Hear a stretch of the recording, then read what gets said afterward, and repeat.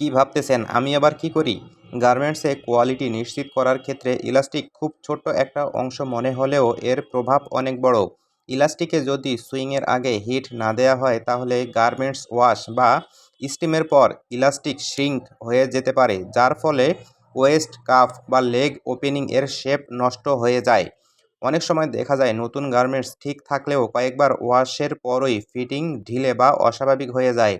এর মূল কারণ হলো ইলাস্টিকের সঠিকভাবে হিট ট্রিটমেন্ট না করা। এই সমস্যাগুলো এড়ানোর জন্য এক্সপোর্ট কোয়ালিটি গার্মেন্টসে সুইংয়ের আগে ইলাস্টিকে নিয়ন্ত্রিতভাবে হিট দেওয়া হয়।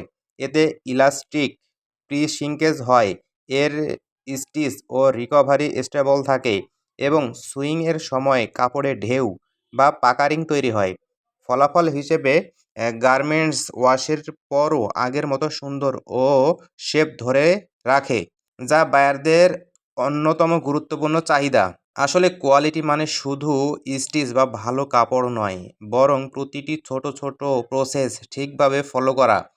ইলাস্টিকে হিট দেওয়ার মতো এই ছোট্ট কিছু গুরুত্বপূর্ণ ধাপই একটি সাধারণ গার্মেন্টস এবং এক্সপোর্ট স্ট্যান্ডার্ড গার্মেন্টসের মধ্যে পার্থক্য গড়ে দেয়। কারণ সত্যিকারের কোয়ালিটি কখনো শুধু বলা হয় না, কোয়ালিটি তৈরি হয় সঠিক প্রসেসের মাধ্যমে।